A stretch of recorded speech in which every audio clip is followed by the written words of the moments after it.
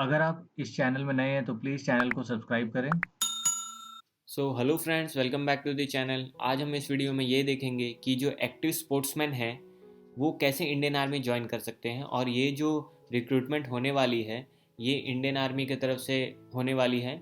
और अगर आप एक्टिव स्पोर्ट्समैन हैं और किसी स्पोर्ट्स में बहुत अच्छे हैं तो आप इंडियन आर्मी ज्वाइन कर सकते हैं। तो ये जो इंडियन आर्मी की भर्ती होने वाली है जो कि सिर्फ स्पोर्ट्समैन्स के लिए होने वाली है, वो ये जो स्पोर्ट्समैन है जिन्होंने अपने अपने आप को स्टेट लेवल पे या नेशनल लेवल पे या इंटरनेशनल लेवल पे अपने आप को रिप्रेजेंट किया हो, अगर उन्होंने अपने आप को इन लेवल्स पे रिप्रेजेंट किया है और वो एक्टिव स्पोर्ट्समैन है तो आप इंडियन आर्मी ज्वाइन कर सकते हैं। ये अपॉर्चुनिटीज़ उन्हीं कैंडिडेट्स को दी जाएंगी जो स्पोर्ट्स में काफ़ी अच्छे हो, और ये जो वैकेंसीज है ये किसी और कोटा के लिए नहीं होंगी, ये सिर्फ स्पोर्ट्स के लिए होंगी।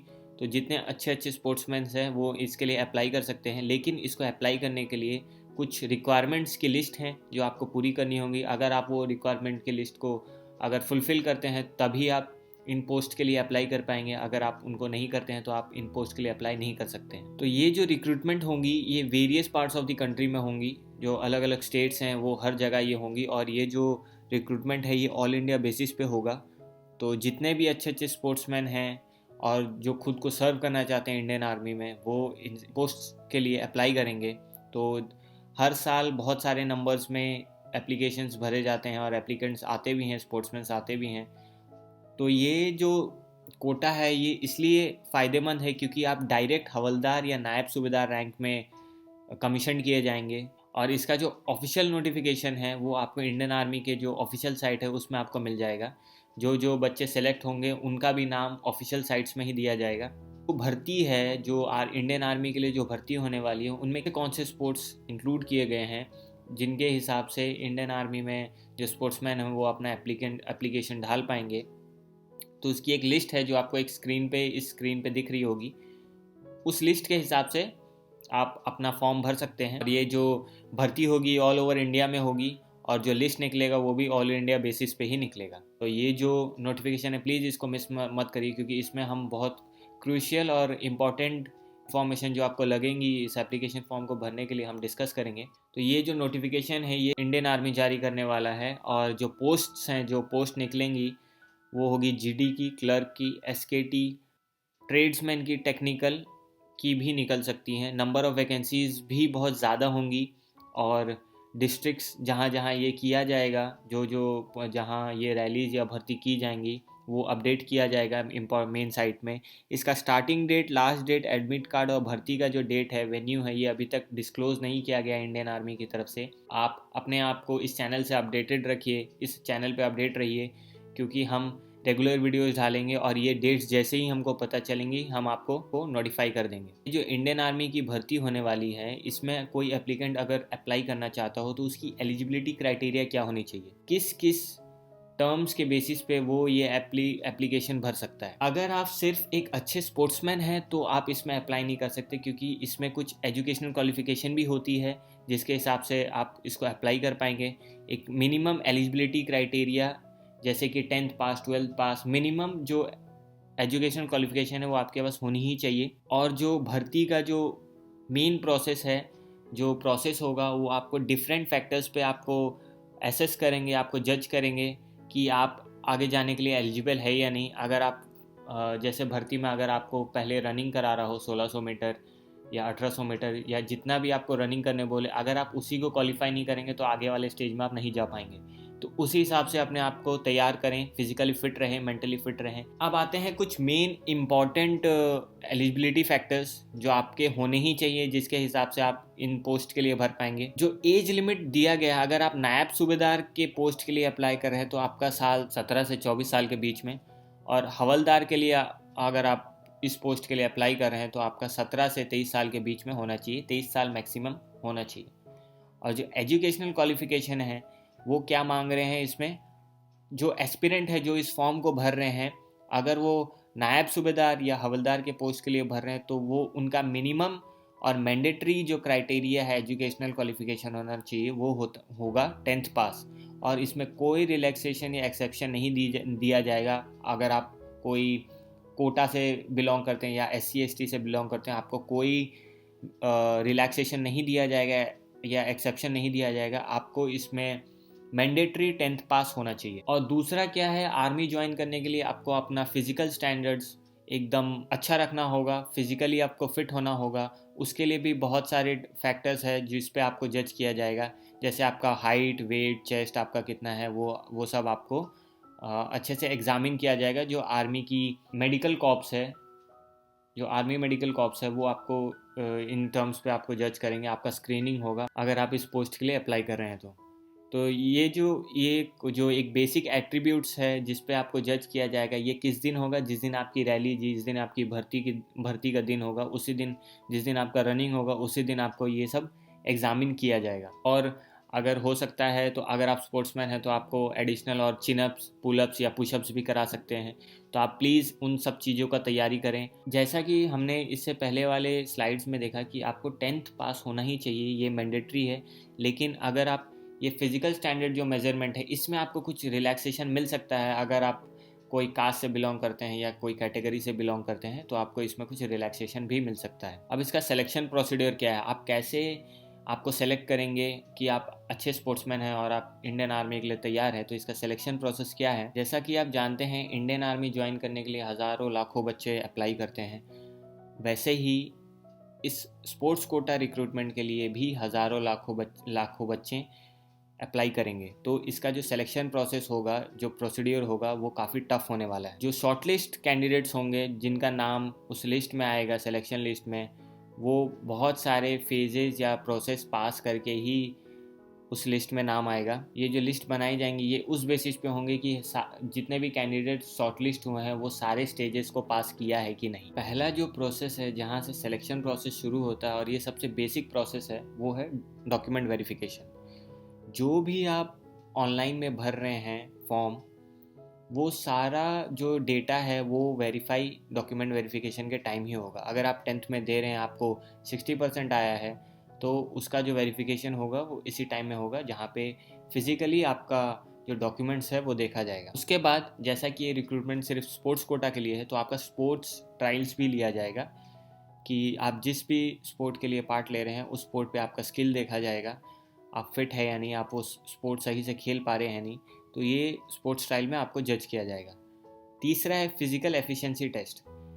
कैंडिडेट फिजिकली फिट है या नहीं, वो फिजिकली एफिशिएंट है या नहीं सर्टेन टास्क करने के लिए, या जो टास्क वहाँ दिया जाएगा टाइम लिमिट के अंदर आपको पूरा करना। अगर उस टाइम लिमिट के अंदर आप वो टास्क पूरा कर रहे हैं तो आप फिजिकली फिट है, तो ये फिजिकल एफिशिएंसी टेस्ट के अंदर आएगा। तीसरा है मेडिकल एग्जामिनेशन। जो आर्मी की जो मेडिकल कॉर्प्स अथॉरिटीज़ है इंडियन आर्मी की, वो आर्मी का जो फिजिकल स्टैंडर्ड्स है, जो मेडिकल स्टैंडर्ड्स है, जो आपको मिनिमम होना चाहिए, हाइट, वेट, जो भी है, आपको वो टेस्ट है पास करना पड़ेगा, मेडिकल एग्ज़ाम। अगर आप इसको पास नहीं करते हैं तो मेडिकल टेस्ट में फेल हो जाते हैं तो आपको साथ ही साथ घर भेज दिया जाएगा। तो आपको फिजिकली फिट होना पड़ेगा। जो कि पास करेगा, जो अथॉरिटी पास करेगा, वो अथॉरिटी है मेडिकल कॉर्प्स अथॉरिटी, जो कि इंडियन आर्मी की ऑथराइज्ड मेडिकल कॉर्प्स अथॉरिटी है। वो आपका सारा स्टैंडर्ड्स मेजर करेंगे, देखेंगे आप फिजिकली फिट है या नहीं। उसके बाद है रिटर्न एग्ज़ाम, जो कॉमन एंट्रेंस एग्ज़ाम है। आपका एक एग्ज़ाम भी लिया जाएगा रिटर्न एग्ज़ाम, कि आप फिजिकली तो फिट है या नहीं वो तो चेक कर लेंगे, मेंटली फिट है या नहीं, आपका बेसिक नॉलेज है या नहीं, उस बेसिस पे आपको जज भी किया जाएगा। आपका जो एजुकेशन क्वालिफिकेशन है, ये जो पेपर जो सेट करेंगे रिटर्न एग्ज़ाम का पेपर, वो according to your educational qualification ही होगा। अगर आप 10th पास है तो जो क्वेश्चन पेपर होगा वो 10th पास के बेसिस पे ही होगा, 10th लेवल के बेसिस पे ही होगा। और आपको जीके भी पूछा जाएगा, जनरल नॉलेज, करंट अफेयर्स, ये सेक्शन भी होता है। तो आप अपने आप को मेंटली भी स्ट्रॉन्ग करिए और सिलेबस जो भी सेक्शन है आप उसको कवर करिए, प्रीवियस ईयर क्वेश्चंस करिए, ताकि आप ये रिटर्न एग्ज़ाम भी क्लियर कर सकें। तो ये बहुत ज़रूरी है कि आप रिटर्न एग्ज़ाम भी पास करें, क्योंकि फाइनल स्टेज है। अगर आप इस स्टेज में इतने दूर तक अगर आपका सिलेक्शन नहीं होता है, अगर आप रिटर्न पास नहीं करते हैं, तो आपका नाम मेरिट लिस्ट में नहीं आएगा, आप शॉर्ट लिस्ट नहीं होंगे। तो अपने आप को हर तरह से आपको तैयार करना होगा इन पोस्ट के लिए। ऐसे कौन से डॉक्यूमेंट्स हैं जिनको आप मिस नहीं कर सकते? ऐसा ना हो कि आप हर तरह से फिट हो, एलिजिबल हो, लेकिन आपके एक दो डॉक्यूमेंट अगर मिस हो जाए तो आपको रिजेक्ट कर दिया जाए। तो ये कुछ लिस्ट हैं जो आपको एकदम ज़रूरी से तैयार करके लेके जाना है, रेडी करके लेके जाना है, ताकि डॉक्यूमेंट वेरिफिकेशन में आपको कोई प्रॉब्लम ना हो। तो पहला है एजुकेशनल सर्टिफिकेट, यानी आपको अगर 10th पास मांगा है तो आपका 10th का सर्टिफिकेट लगेगा। Date of birth certificate, domicile documents, identity proof document जैसे कि Aadhaar card, PAN card, voter card, character certificate, unmarried certificate और एनसीसी सर्टिफिकेट। अगर आपके पास एनसीसी है तो यहाँ आपको प्रेफरेंस दिया जाएगा, या तो बी सर्टिफिकेट हो या सी सर्टिफिकेट हो। अगर आपके पास कोई भी एनसीसी सर्टिफिकेट हो अगर आपके पास, तो आपको यहाँ प्रेफरेंस दिया जाएगा। और जो आपका सबसे ज़रूरी चीज़, जिस चीज़ के हिसाब से आप इस पोस्ट के लिए भर रहे हैं, वो है स्पोर्ट्स सर्टिफिकेट। अगर आपने इंडिया को रिप्रेजेंट किया है इंटरनेशनल लेवल पे तो उसका सर्टिफिकेट आपको देना है। अगर स्टेट लेवल पे या नेशनल लेवल पे तो आपको सर्टिफिकेट देना है। डिस्ट्रिक्ट लेवल पे आपको सर्टिफिकेट देना है। और अगर आप अपने यूनिवर्सिटी टीम से या रीजनल टीम से या डिस्ट्रिक्ट लेवल टीम से अगर आप खेले हैं तो उसका भी सर्टिफिकेट आपको देना होगा यहाँ, जिसके बेसिस पे आपका सारा डॉक्यूमेंट्स रेडी होगा और आप आगे आने वाले स्टेजेस में जाने के लिए आप एप्लीकेबल हो जाएंगे। और आपका रीसेंट पासपोर्ट साइज़ फ़ोटो, जो कि रीसेंट होना चाहिए, पुराना नहीं होना चाहिए ज़्यादा पुराना। आपको ये सारे डॉक्यूमेंट्स एकदम पहले से प्रिपेयर करके रेडी होके जाने हैं। और कुछ इम्पॉर्टेंट पॉइंट्स है जो आपको ध्यान में रखने हैं कि इसका जो फॉर्म होगा, स्पोर्ट्स कोटा का जो फॉर्म होगा, वो आपको इंडियन आर्मी के ऑफिशियल साइट में ही मिलेगा, जो कि www.joinindianarmy.nic.in है। आपको इस पेज को एक्सेस करने के लिए आपको जो कैप्चा दिया रहता है, कैप्चा कोड, वो आपको एंटर करना पड़ेगा और अपने आप को रजिस्टर करना पड़ेगा उस वेबसाइट में, ताकि आपका एक रजिस्ट्रेशन आईडी बन जाए। और रजिस्ट्रेशन आईडी आपका जनरेट होने के बाद आप इस फॉर्म को फिलअप कर पाएंगे। जब आप फॉर्म को फिलअप करें तो सारा इंफॉर्मेशन जो आप दे रहे हैं वो कंप्लीट होना चाहिए और एप्रोप्रिएट होना चाहिए, स्पेलिंग मिस्टेक्स नहीं होना चाहिए। और जो डॉक्यूमेंट्स आप अटैच कर रहे हैं, जैसे कि फ़ोटो, सिग्नेचर या आपका सर्टिफिकेट्स भी आपको ऑनलाइन में मांग सकते हैं, ताकि वो जब आप सेंटर में जाएँ, वेन्यू में जाएँ एग्ज़ाम देने, तो आपको वहाँ वेरीफाई कर पाए।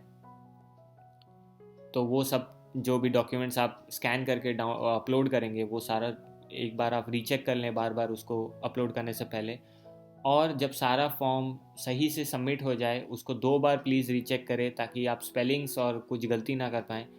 और फाइनल उसको सबमिट करें। जैसा ही आपका एप्लीकेशन सबमिट हो जाएगा, आपको एक एप्लीकेशन फॉर्म जनरेट होगा, जिसको आपको प्रिंट करके अपने पास रखना होगा फॉर द फ्यूचर रेफरेंस। आप जैसे ही आप ये फॉर्म को भरेंगे, तब एग्ज़ाम के लिए, आपका एग्ज़ाम कहाँ होगा, किस टाइम में आपको रिपोर्ट करना है सेंटर में, उसका एक एडमिट कार्ड जनरेट होगा, जो कि एग्ज़ाम्स के 2 या 3 वीक पहले वेबसाइट में दे देते हैं। वो एडमिट कार्ड आपका एग्ज़ाम का एडमिट कार्ड होगा, और वो आपका कॉल लेटर भी होगा कि आप एलिजिबल हैं, आप ये भर्ती को अटेंड कर सकते हैं, आप यहाँ इसके आगे के सिलेक्शन प्रोसेस में जा सकते हैं। तो ये एडमिट कार्ड भी है, ये आपका कॉल लेटर भी है, जो आपको 2 या 3 वीक्स पहले वेबसाइट में दे दी जाएंगी। और ये जो एडमिट कार्ड जो आपको प्रिंट करके ले जानी है, ये एडमिट कार्ड आपको उस एप्लीकेशन फॉर्म के साथ ले जानी है। आप इसको भूल नहीं सकते, आपको ये दोनों लेके ही जाना होगा स्क्रीनिंग के टाइम। वहाँ पे आपका ये एडमिट कार्ड और एप्लीकेशन फॉर्म जो प्रिंट कराया था आपने फॉर्म भरने के बाद, वो आपसे ले लिया जाएगा और आपको आगे के प्रोसेस में भेजा जाएगा। और आपको रेगुलरली वेबसाइट को विज़िट करना है, joinindianarmy.nic.in। आपको रेगुलरली इसको विज़िट करना है, ताकि जैसे ही आपका एडमिट कार्ड रिलीज़ हो, आप उसको डाउनलोड कर लें और अपना सेंटर्स और जो इन्फॉर्मेशन है, डॉक्यूमेंट्स है, आप चेक कर लें वापस से। क्योंकि अगर कभी भी अगर एडमिट कार्ड रिलीज़ कर देते हैं इंडियन आर्मी के साइट में, अगर आप अपडेटेड नहीं हैं या आप रेगुलरली साइट को विज़िट नहीं कर रहे हैं, तो आपका ये अपॉर्चुनिटी मिस हो जाएगा। तो थैंक यू। आई होप आपको ये वीडियो पसंद आया हो। अगर आप मोटिवेटेड हैं और आपने अगर ये सोचा है कि आप इंडियन आर्मी ज्वाइन करेंगे, तो खुद को उसी तरह से तैयार करें, फिज़िकली फ़िट रहें, मेंटली फ़िट रहें, और अपना नॉलेज रिटन टेस्ट के लिए ये ज़रूर बढ़ाएं, ताकि आप ये एग्ज़ाम एक बार में ही क्लियर कर लें। तो चैनल को सब्सक्राइब करना ना भूलें। अगर वीडियो पसंद आया हो तो प्लीज़ लाइक करें। Thank you.